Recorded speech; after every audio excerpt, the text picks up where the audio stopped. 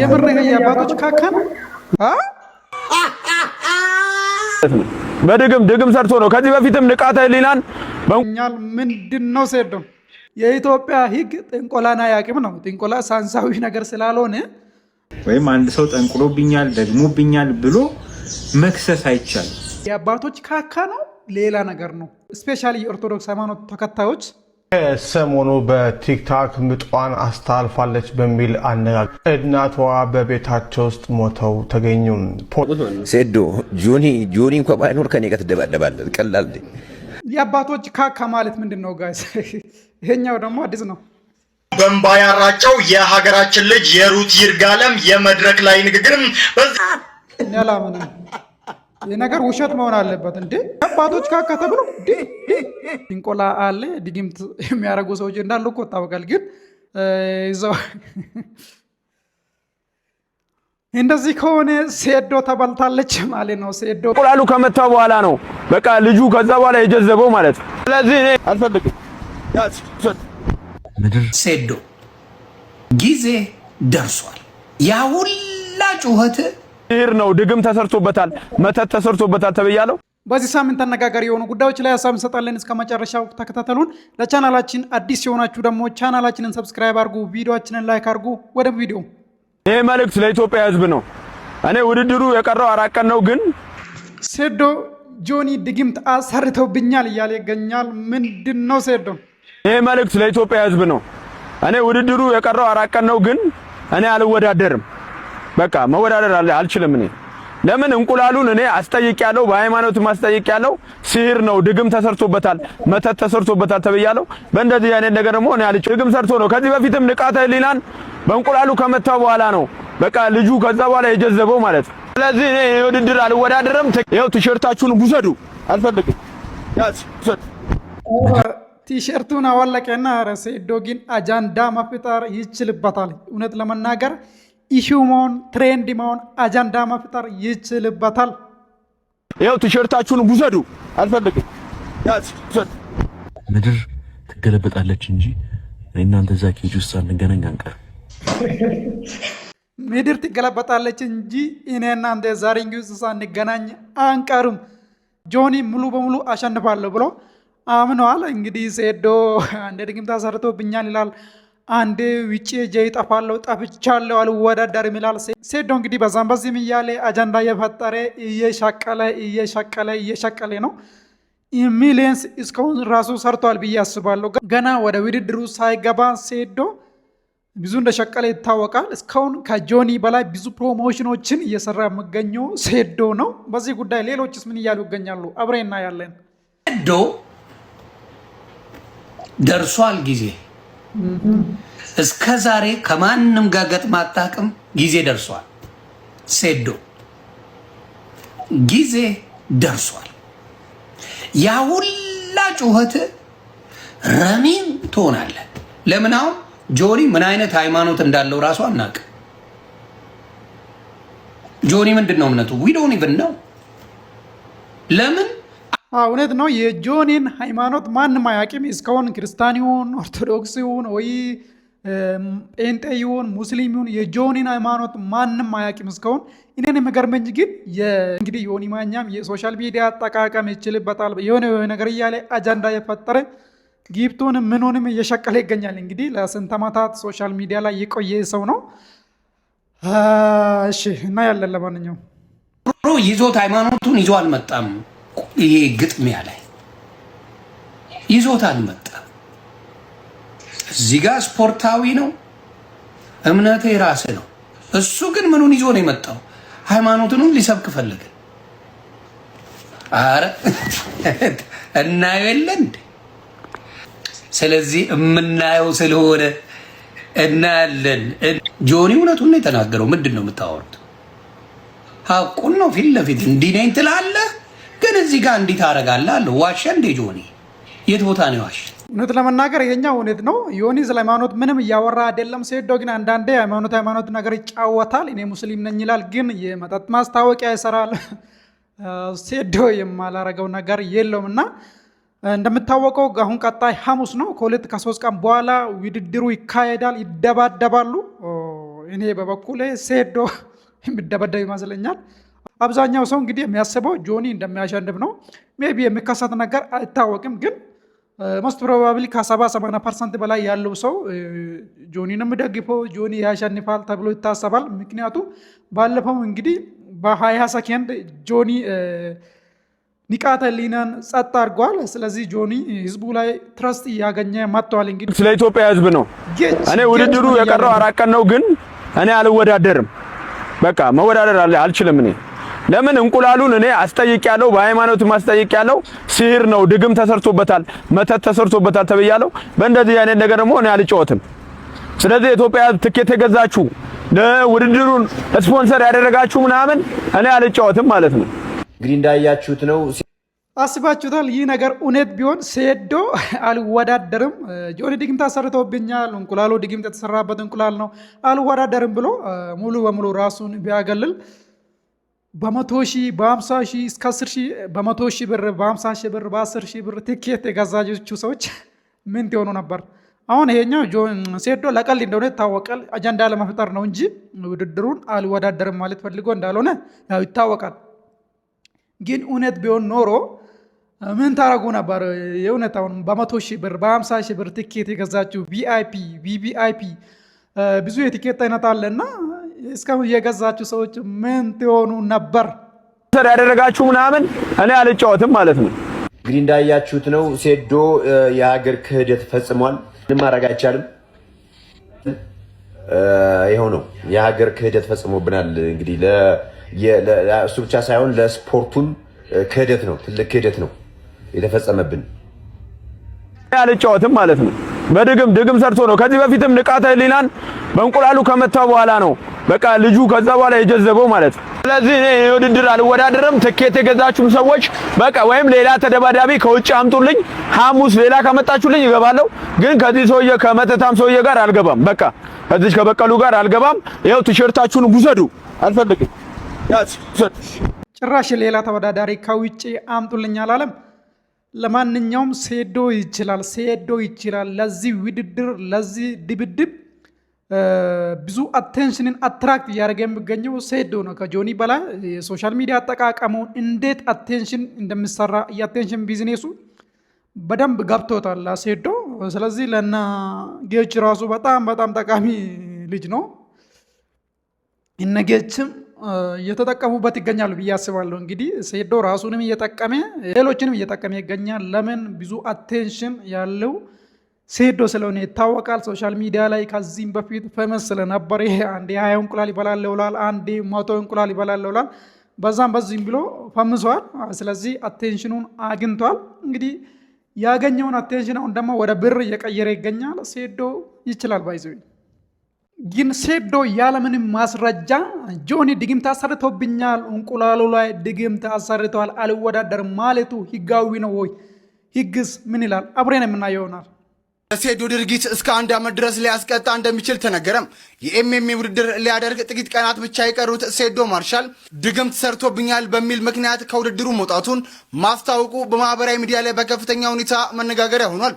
ሴዶ ተፎካካሪው በእንቁላል ድግምት እንዳሰራበትና ከሌላ ተደባዳቢ ጋር ካልሆነ በስተቀር ከጆኒ ጋር ወደ ሪንግ ውስጥ እንደማይገባ አስታውቋል።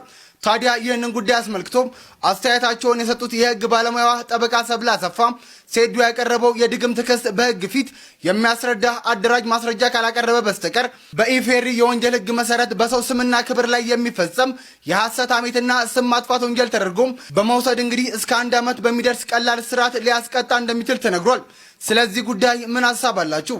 ዋው አስባችሁታል? ይህ ነገር እውነት ቢሆን አሁን ተጣልቶ ቢሆን እነዚህ ሰዎች እንግዲህ አቴንሽን ለማግኘት አቴንሽን አትራክት ለማድረግ ነው እንደዚህ አንዴ ድግምት አንዴ ምን እያሉ የሚሰሩት። ግን እውነት እንደዚህ ተጣልቶ ሴዶ የምሩን ጆኒ ድግምት አሰርቶብኛል አልወዳደርም ብሎ ቢሆን ኖሮ እስከ 1 ዓመት ድረስ ሊቀጣ ይችላል ማለት ነው። ይህ ማለት እንግዲህ ያለምንም ማስረጃ ያለ ኤቪደንስ አንድ ሰው ብድግ ብሎ እከሌኮ ድግምት አሰርቶብኛል ምናምን ማለት አይችልም ማለት ነው። እስከ 1 ዓመት ሊያስቀጣ ሊያሳስረው ይችላል ነበር ማለት ነው። በጣም የሚገርም ነገር ነው።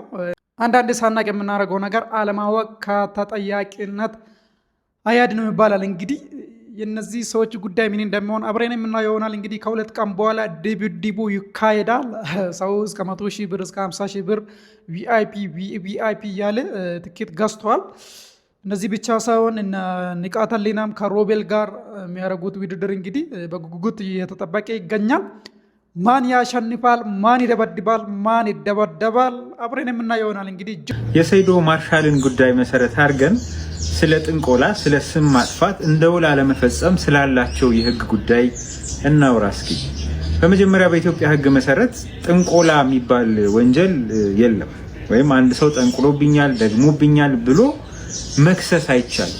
ምክንያቱም ሳይንስ እንዲህ አይነቱን ነገር ስለማያምንበት በማስረጃ ስለማይረጋገጥ። ስለዚህ ከሌ ጠንቁሎ እንዲያደርግ በኢትዮጵያ ህግ ጥንቆላ የሚባል ነገር የለም። ያው ይታወቃል፣ ጥንቆላ አለ ይታወቃል፣ መንፈሳዊ ነው። ግን ጥንቆላ አለ፣ ድግምት የሚያደርጉ ሰዎች እንዳሉ እኮ ይታወቃል። ግን የኢትዮጵያ ህግ ጥንቆላን አያውቅም ነው። ጥንቆላ ሳይንሳዊ ነገር ስላልሆነ ይዘው ኦልሞስት አይታወቅም በህግ ማለት ነው። እና የከሌ ጠንቅሎብኝ ነው እንደዚህ የሆንኩት ብለህ ሄደህ ሰውን ብትከስ በህግ ምንም አታገኙም ማለት ነው። ለምን ጠንቅሎብኝ ነው እንደዚህ የሆንኩት ምናምን ብለህ ብትከሰው ምንም ጥቅም የለውም ማለት ነው፣ ህጋዊ ስላልሆነ ነገሩ። ደግሞ እንዲህ አድርጎኛል ብሎ ክስ የለም በጅምሩ። ነገር ግን ሰዎች ጥንቆላንና ድግምትን መሰረት አድርገው እንዲያደርግልሃል ወይ እንዲህ ብታደርግ እንዲህ ትሆናለህ የሚሉ የተለያዩ ማባበያዎችን መሰረት በማድረግ የሰጡት የሆነ እንክብል ፈሳሽ ኦር ሰምቲንግ ከዛ ጋር የተያዘ ነገር ኖሮ ያንን በመውሰድ የመጣ የጤና ቀውስ ካለ ብቻ ወይም ደግሞ እንዲያደርግልሃለሁ ብሎ በመናገር ገንዘብ መቀበል ካለበት ግን ወንጀል ይሆናል ማለት ነው። ስለዚህ አንድን ሰው ጠንቁሎብኛል፣ ደግሞብኛል፣ አስደግሞብኛል ብሎ ለሌላ ማህበረሰብ መናገር ስም ማጥፋት ነው ማለት ነው። ስም ማጥፋት ስንል በሁለት መንገድ፣ አንድ በወንጀል፣ ሁለት በፍትሐ ብሔር። በወንጀል የሚያስጠይቃል፣ ስም አጥፊነት ነው። የሌላን ሰው ክብር፣ መልካም ስም ይነካል። እሱ እኮ ጠንቋይ ነው፣ ደጋሚ ነው፣ ወይም ደግሞ አስደግሞ ነው። በኢትዮጵያ ህግ እንግዲህ ጥንቆላ መባል ወንጀል ስለሌለ የስም ማጥፋት ወንጀል ይሆናል ማለት ነው። ይክለ የጥንቆላ ስራ ይሰራል ብሎ ስለ ሰው መናገር ራሱ በኢትዮጵያ ህግ ወንጀል ነው ማለት ነው። እንግዲህ ይሄ የህግ ባለሙያ እንደምለው ከሆነ በችሎታ አይደለም። ይሄን በተለይ ደግሞ ከስፖርቱ ጋር አብረን ስናያይዘው ችሎታ የለውም፣ በድግምትና በጥንቆላ ነው ከዚህ በፊትም የቻለው አሁንም የሚችል ከሆነ የሚችለው ብሎ የዛን ሰው ስም ማኮሰስ ማሳነስ ስለሆነ ስም ማጥፋት ነው። በወንጀል የሚያስጠይቃል፣ በፍትሐ ብሔርም ካሳ የሞራልም ምናልባት ኢኮኖሚ ጉዳትም ደርሶ ከሆነ በፍትሐ ብሔርም ጭምር ያስጠይቃል የሌላን ሰው። እንደዚህ ከሆነ ሴዶ ተበልታለች ማለት ነው። ሴዶ ወንጀል ሰርተዋል ማለት ነው። ኦፊሻሊ እንግዲህ የነ ሴዶና የነ ጆኒ ጉዳይ በወንጀል የሚያዝ አይነት አይደለም። የምር ግን ተጣልቶ ሴዶ ጆኒ እኮ እንደዛ የጥንቆላ ስራ ይሰራል፣ እንቁላሉ ላይ ጠንቅሎብኛል ምናምን ብሎ የምር ተናግሮ ቢሆን ኖሮ ግን ሴዶ እስከ 1 ዓመት ሊታሰር ይችል ነበር ማለት ነው። በጣም ያሳዝናል። ለሌሎቻችን ትምህርት ይሆናል። እንግዲህ ሰው ዝም ብሎ ብድግ ብሎ ይክለ የጥንቆላ ስራ ይሰራል ምናምን ማለት በወንጀል ሊያስጠይቅ የሚችል ነገር መሆኑ ከዚህ ተረድተናል። ወደ ሌላው እናልፋለን ጋይስ። ጆኒ እንኳን ባይኖር ከኔ ጋር ትደባደባለህ። ጌች ሴዶ እንዴት እያደረገ ነው? ድጋሚ አሁንም በቃ ፋይት አላረግም ብሎ ጨርቅ እየወረወረ ነው። ኢትዮጵያ ህዝብ ላይ የተጫወተብን ነው። አንተ እንዴት ትሪት እያደረኩ? ስቃይ ያበላኝ እኮ ምን ይሻላል?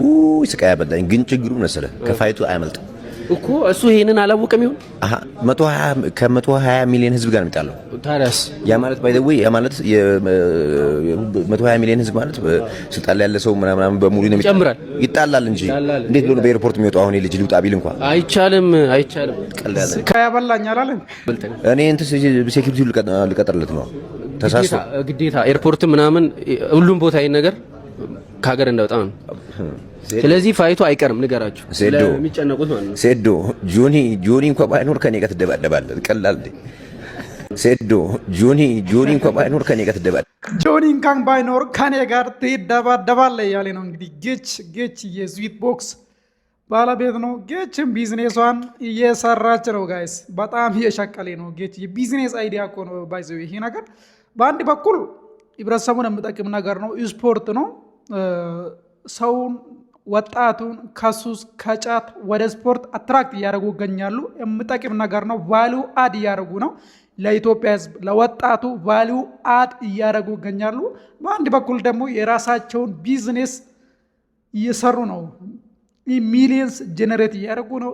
ሚሊየንስ ሜክ እያደረጉ ነው። ጆኒም ሴዶም እነ ጌች እነ ስዊት ቦክስ እንዳለ ቢዝነሳቸውን ይሰራሉ። አዘሴም ታውን ደግሞ ያው ቫሊዩ አድ እያደረጉ ከሆነ እኮ ያው ሞኒ ሜክ ማድረጋቸው አይገርምም። ቫሊዩ አድ እያደረጉ ነው። ህዝቡን እየጠቀሙ ነው። መንግስትም እነዚህን አይነት ፕሮጀክቶች መደገፍ አለበት። በሚችለው ነገር መንግስትም መደገፍ አለበት። ለምን ወጣቱን ከጫት ከሱስ ከማይሆን ነገር ወደ ስፖርት ወደ ጥሩ ነገር አትራክት እያደረጉ ነው። ለወጣቱ ምሳሌ እየሆኑ ይገኛሉ። እንግዲህ እነ ጌች እነ ሴዶ ባዘው የሚሰሩት ነገር ቀላል መባል ነገር አይደለም። የህዝቡን አቴንሽን ከማይሆን ነገር ከመጥፎ ነገር ከሱስ ከጫት ከማይሆን ነገር ወደ ጥሩ ነገር አትራክት ማድረጉ ራሱ እኮ በጣም አሪፍ ነገር እኮ ነው። እነዚህ ሰዎች ሚሊየንስ አይደለም ኢምቢሊየንስ ሜክ ቢያደርጉ ራሱ በጣም ደስ ይለኛል። እንደኔ ለምን ጥሩ ነገር እየሰሩ ነው። ለህዝቡ ቫሊዩ አድ እያደረጉ ነው። የሆነ ነገር የሚጠቅም ነገር ገና በወጣትነታቸው እድሜ ቫሊዩ አድ እያደረጉ ነው። ይመቻቸው። እውነት የአባቶች ካካ ማለት ምንድን ነው ጋይስ? ይሄኛው ደግሞ አዲስ ነው። ልቅመሰው አባ ምንም አይለኝም። ምንም አይል የአባቶች የምር የአባቶች ካካ ነው። መንፈስ ቅዱስ ያሳድራል። ያላምን ይህ ነገር ውሸት መሆን አለበት እንዴ? የአባቶች ካካ ተብሎ እሸት እኮ እየቀመሰ ነው። የአባቶች ካካ እያለ እዲ እኔ አላምንም የምር ስፔሻሊ የኦርቶዶክስ እምነት ተከታዮች ይህ ነገር እውነት ነው? የአባቶች ካካ ተብሎ የሚባላ ነገር አለ? ለቀልድ ነው ወይስ እሸቱ ራሱ ነው? እንግዲህ ይህ ቪዲዮ የኤአይ ቪዲዮ አይደለም። እሸቱ ራሱ እየሰራ ነው። ደግሜ እንየው እስቲ። ቆይ እንዴ ልቅመሰው አባ ምንም አይለኝም። ምንም አይል የአባቶች መንፈስ ቅዱስ ያሳድራል።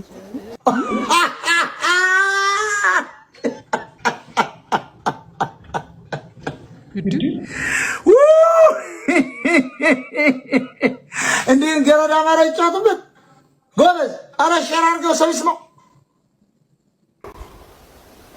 ልቅመሰው አባ ኮሜንት ላይ ጻፉልኝ የምታውቁ ሰዎች ማለት ነው። ይህንን ነገር የምር የአባቶች ካካ ነው ሌላ ነገር ነው። ስፔሻሊ የኦርቶዶክስ ሃይማኖት ተከታዮች እናንተ ታውቃላችሁ ብዬ አስባለሁ። እሸቱ መለሰም የኦርቶዶክስ ሃይማኖት ተከታይ ነው። ስለዚህ ጻፉልኝ እስቲ እንደዚህ ተብሎ አለ? እንደዚህ የአባቶች ካካ ተብሎ የሚባል ነገር አለ? የለም። ስህተት ከሆነ አይ ይሄ የአባቶች ካካ አይደለም እንደዚህ ነገር ነው ብላችሁ ጻፉልን። ስድብ አያስፈልግም። ያለውን ነገር እናያለን። የምር ግን የአባቶች ካካ ከሆነ በጣም አሳፋሪ ድርጊት ነው። ከየትኛውም ሃይማኖት ተከታዮች የምጠበቅ ነገር አይደለም። ይህ ነገር ዋላ ቀርነት ነው የሚባለው። ከጊዜው ጋር አፕዴት ማድረግ አለብን ራሳችንን። እኔ ግን እያመንኩ አይደለም። ውስጥ የሆነ ሌላ ነገር ነው። በቃ ሃይማኖታዊ ነገር የሆነ ሌላ ነገር እየበላ ነው ብዬ ነው የሚያስበው እንጂ ካካ ነው ብዬ አላስበም። እናንተም ደግሞ ስለምታውቁ ይህ ነገር ምን እንደሆነ ጻፉልን። እንግዲህ ይቺ ቲክቶከር ባለፈው አይታችኋት ከሆነ ቲክቶክ ላይቭ ላይ ሚጧን አስተላለፈች እየተባለ ሲወራባት ነበር። እሷ ደግሞ ሴፉ ላይ ቀርባ ጉዳዩ እንደዛ አይደለም ምናምን ብላ ስትከራከር ነበረች።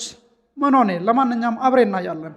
ከሰሞኑ በቲክታክ ምጧን አስተላልፋለች በሚል አነጋጋሪ የነበረችው ቲክታከር እናቷ በቤታቸው ውስጥ ሞተው ተገኙ።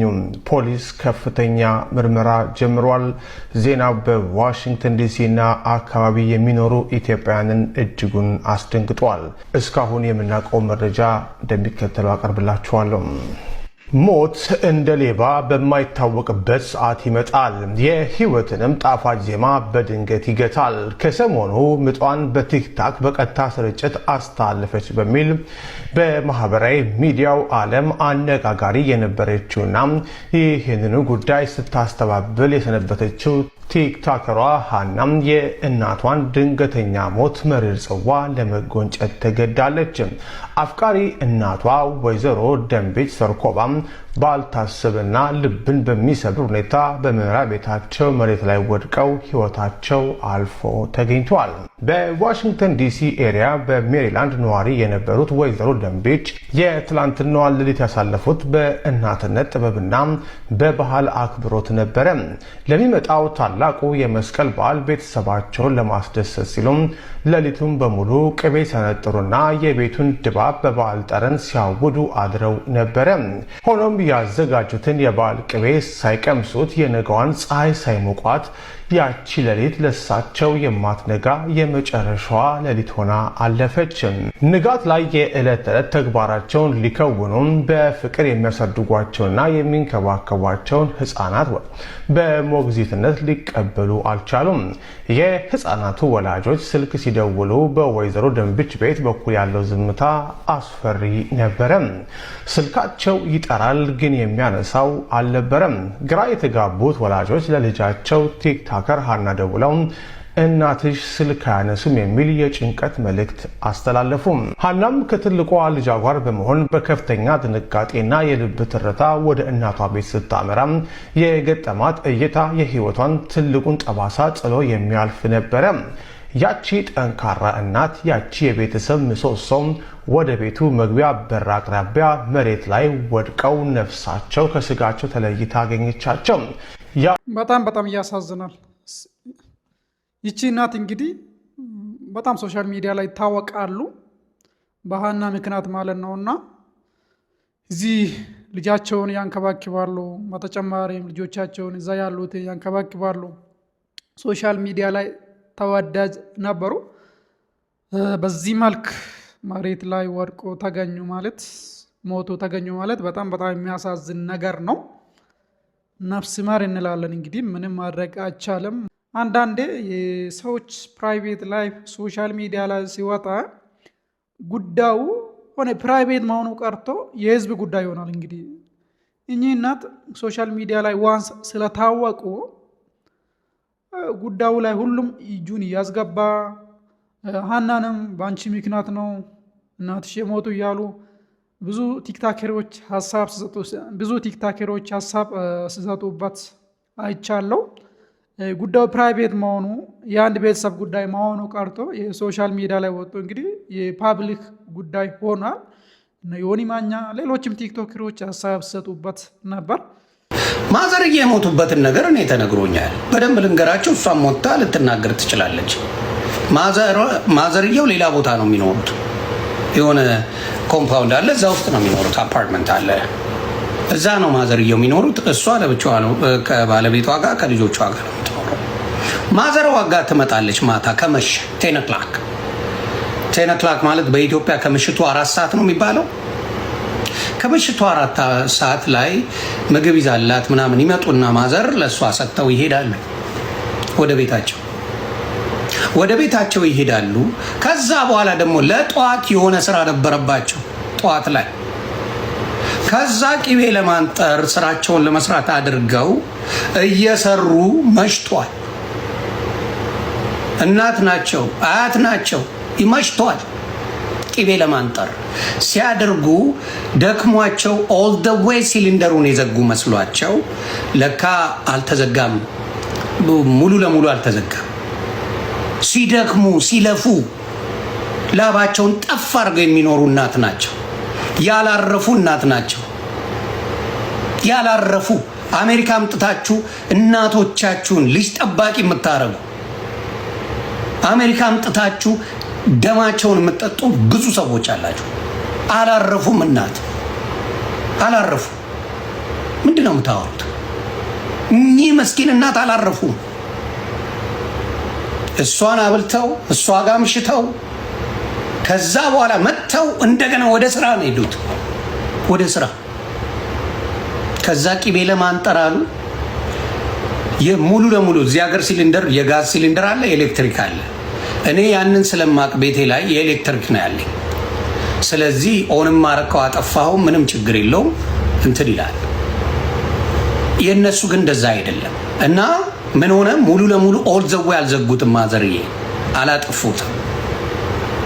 ሳያጠፉት ትንሽ ሆናላት ተኝተዋል፣ ደክሟቸው እኚህ ምስኪንና ስራ ሰራው ብለው ደክመው ተኝተዋል። ስለዚህ ጋሷ ኦክሲጅኗ እየወጣች ነው እንግዲህ አፍና የምትገለው። አፍናቸው ታፍነው በጭስ ታፍነው ነው እናታችን የሞቱት።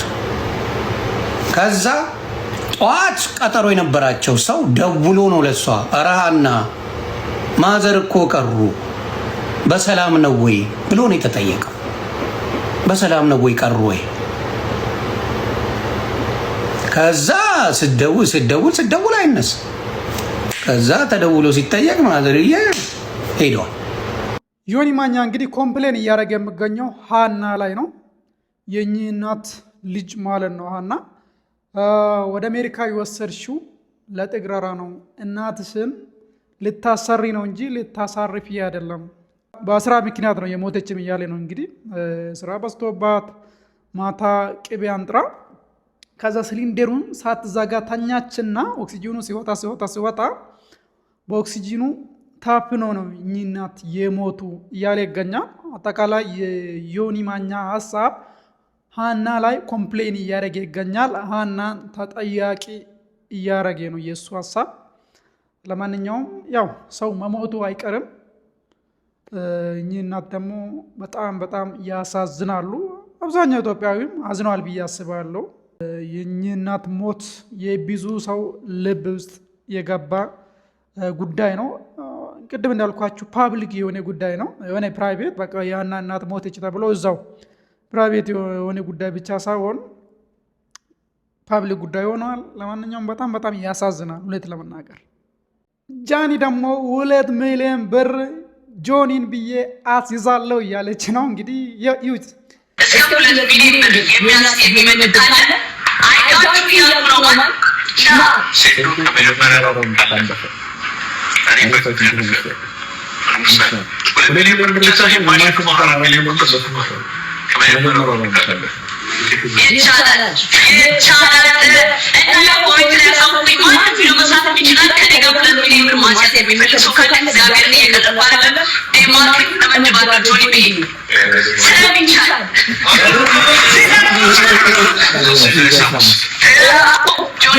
ሞስት ፕሮባብሊ ጆኒ ያሸንፋል ተብሎ ስለምታሰብ በዚህ ሰዓት ሰው ሴዶን ብሎ 2 ሚሊዮን ብር ማስያዝ ማለት በጣም ሪስክ መውሰድ ነው። በቃ ኪሳራ ነው።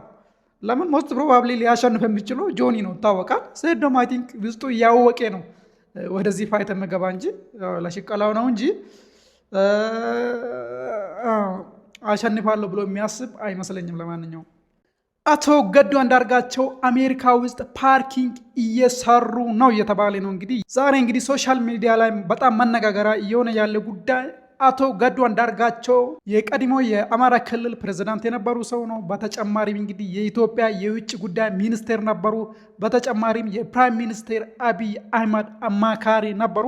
በዚህ ሰዓት እንግዲህ አቶ ገዱ አንዳርጋቸው አሜሪካ ውስጥ የፓርኪንግ ስራ ላይ ይገኛሉ እያሉ ብዙ ሰዎች ሶሻል ሚዲያ ላይ ጉዳዩን አወጥተዋል። በዚህ ጉዳይ 2 ነገር እናያለን። አንዳንድ ሰዎች አቶ ገዱን ማሸማቀቅ የሚፈልጉ ሰዎች አሉ። እንዴት ከዛ ደረጃ ወርዶ የፓርኪንግ ስራ እንዴት ሰሩ ብሎ አቶ ገዱ አንዳርጋቸውን ማሸማቀቅ የሚፈልጉ ሰዎች አሉ። በአንድ በኩል ደግሞ አቶ ገዱ አንዳርጋቸው ስላልሰረቁ ስላልበሉ ሌባ ስላልሆኑ ነው እንጂ እንደ ሌሎች ባለስልጣኖች ዱባይ ላይ አሜሪካ ላይ የተለያዩ ሀገራት ላይ ቤት ሊሰሩ ይችሉ ነበር። እንደሌላው ሌባ ቢሆኑ ኖሮ በዘመዳቸው አካውንት ላይ ዶላር ማከማቸት ይችሉ ነበር። የተለያዩ ሀገራት ላይ ቤት ሊሰሩ ይችሉ ነበር። ታማኝ ስለሆኑ ነው። ኩራት ሊሰማቸው ይገባል የሚሉ ሰዎችም አሉ። እናንተስ ከየትኛው ወገን ናችሁ? እናያለን እስቲ። ቀድሞ የክልል ፕሬዝዳንት አቶ ገዱ አንዳርጋቸው በፓርኪንግ ስራ ተሰማርተው የሚያሳይ ተንቀሳቃሽ ምስል በርካቶችን አነጋገረም። ይህንን ቪዲዮ ያዩ በርካቶች የቀድሞ የክልል ፕሬዝዳንት ስልጣን ላይ ያሉ ስላልዘረፉ አሁን ቦዝ በላባቸው የሄዱበት ርቀት የሚያኮራ ነው ያሉ ሲሆን አንዳንዶቹም ሀገራቸውን የሸጡ በመሆናቸው ሊታዘንላቸው አይገባም በማለት የሚከራከሩም አሉ። ቪዲዮውን እስከ መጨረሻው ተከታተሉት። እናንተ ከየትኛው ወገን ናችሁ? አቶ ገዱ አንዳርጋቸው ፓርኪንግ ሲሰሩ ተገኙ። የቀድሞ ምክትል ጠቅላይ ሚኒስቴርና የአማራ ክልል ፕሬዝዳንት የነበሩት አቶ ገንዱ አንዳርጋቸው በአሜሪካን ሀገር ውስጥ በፓርኪንግ ስራ ላይ ተሰማርተው ሲሰሩ መገኘታቸው እጅግ አስገራሚ ሆነዋል። አቶ ገንዱ አንዳርጋቸው የአማራ ክልል ፕሬዝዳንት ኋላም የኢትዮጵያ የውጭ ጉዳይ ሚኒስቴር የነበሩት ባለስልጣን ምን ሆነው ከዚህ ከፍታ ወደ ታችኛው የሥራ ዘርፍ እንደወረዱ አወዛጋቢ ሆነዋል። ከላይ በምስሉ እንደምትመለከቷቸው አሜሪካን ሀገር በመኪና ማቆሚያ ስራ ላይ መታየታቸውን በማህበራዊ ሚዲያ በስፋት እየተሰራጨ ይገኛል። ይህን ተመልክቶ ፎቶ ያነሳቸው ግለሰብ በመጀመሪያ እንዳዘነና በኋላም ግን ቆይቶ እይታውን ቀይሮ አክብሮት የጨመረ ሲል ምስሉን አጋርቷል። ምክንያቱም ከፍተኛ የሀገር ስልጣን ይዞ የነበረ ሰው ስልጣኑን ከለቀቀ በኋላ ማንኛውንም ህጋዊ ስራ ለመስራት አለመሸማቀቁ የሚያስደንቅ ነው ብሏል። እናንተ አቶ ገዱ አንዳርጋቸው ኩራት ሊሰማቸው ይገባል ብዬ አስባለሁ። ስላልሰረቁ እኮ ነው። ሌባ ቢሆን ኖሮ ይህ ሰው በዚህ ሰዓት ቁጭ ብሎ መብላት ይችል ነበር።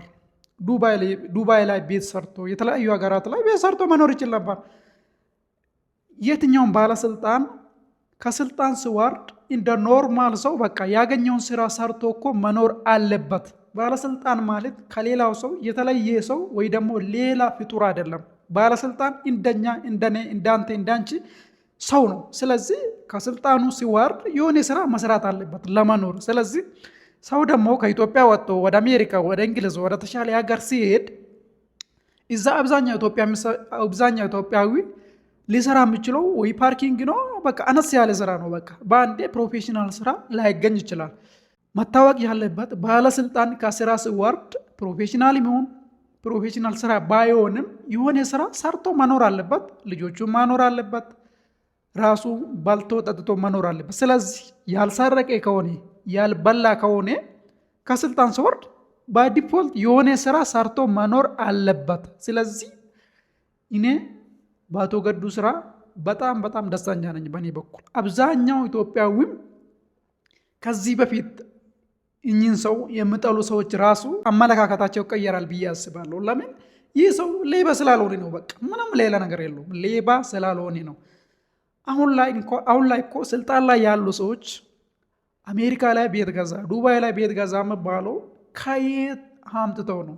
የህዝቡን ብር የዚች ድሃ ህዝብ የኢትዮጵያን ህዝብ ብር ገንዘብ የመንግስትን ባጀት ሰርቆ ነው እንጂ ምን ሰርቶ ነው? ሰው ቢዝነስ ሳይኖረው ተቀጥሮ የመንግስት ባለስልጣን ሆኖ እየሰራ ዱባይ ላይ ቤት ገዛ፣ በዶላር ከፍሎ ቤት ገዛ ማለት ሌባ ነው ማለት እኮ ነው። ሌባ ነው። ምንም ሌላ ትርጉም የለውም። ስለዚህ አቶ ገዱ ሌባ ስላልሆነ ነው። በቃ ምንም ነገር የለውም። ሌባ ስላልሆነ ነው። ሀገር አስባቸው አታውቁምና ገዱ አንዳርጋቸው በእውነት አልበላም ማዝ ነው። ግን እንደነዚህ አይነት ሰገጤ ለነሱ የአማራን ስልጣን አሳልፈ ሰጠ መውጣት ያማል። በጣም ነው። መስፍን ፈይሳ እንኳን ባለሀብት ሆኗል። መስፍን ፈይሳ ገዱ አንዳርጋቸው ፓርኪንግ መስራቱ እንዴት ሊያስደነግጣችሁ ቻለ? እንዳንተማ ዘርፎ እንደ አዜብ መስፍን የ4.5 ቢሊዮን ዶላር ሌባ መሆን ነበረበት። እንደናንተ በደንብ አድርጎ መዝረፍ ነበረበት። ገዱ በሀቁ ስለኖረ ነው። በሀቁ ሳይዘርፍ ስለኖረ አሜሪካ ሲመጣ ለማንኛውም ሰው ስራ ነው የምትጀምረው።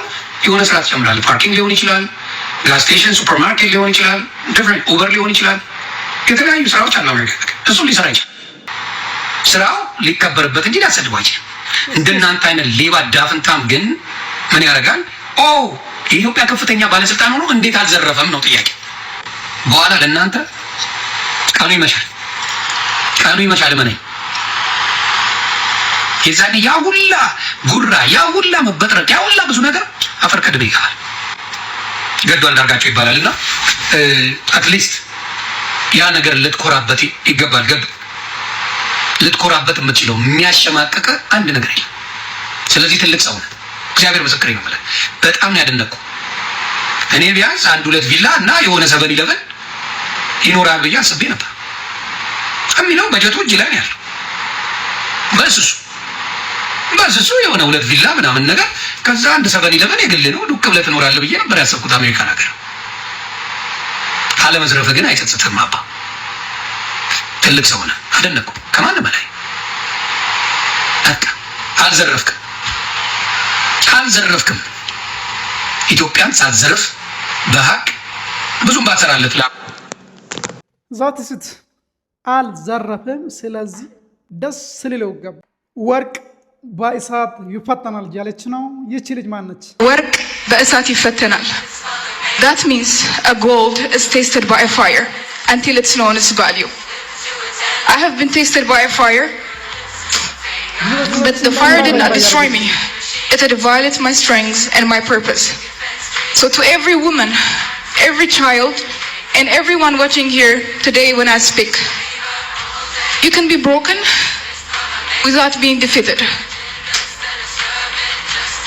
Someone will try to break your journey, but they do not write your ending. It's God. God knows your ending. I am Ruth Yirgalem. I am the face of hope. I am Miss World Ethiopia 2026. And Lulus, I love you.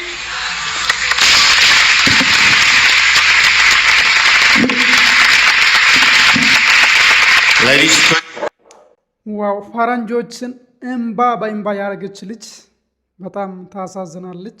ጀግና ነች። ደግሞ እንግዲህ ኢትዮጵያን ወክላ የተወዳደረች ትገኛለች በቁንጅና ውድድር ማለት ነው። ሚስ ኢትዮጵያ እንደማለት ነውና ጉዳዩ በቅርብ ይቷ ሞታለች።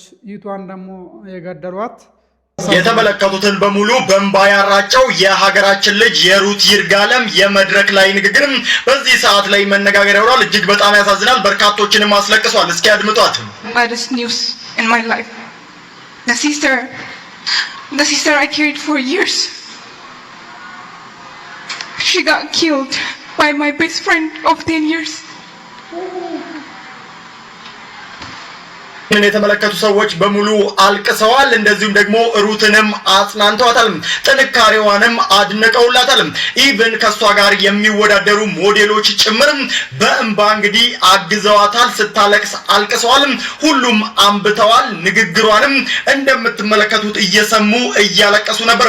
እጅግ በጣም የሚያሳዝን ነው የሩት ይርጋለምን ጥንካሬ ታዲያ ሁላችንም የምናውቀው ነው። አሁንም ታዲያ ቮት ማድረጋችሁን እንድትቀጥሉ በዚሁ አጋጣሚ መልእክት አስተላልፋለሁ። ባለፉት ጊዜያት አሁን ላይ ቦቷ እየጨመረ ይገኛል። ነገር ግን ስለሚቀረን ከታች ሜንሽን ባደረኩት የሩት አካውንት በኩል ገብታችሁ ባዮ ላይ ባለው ሊንክ ገብታችሁ ቮት አድርጉ።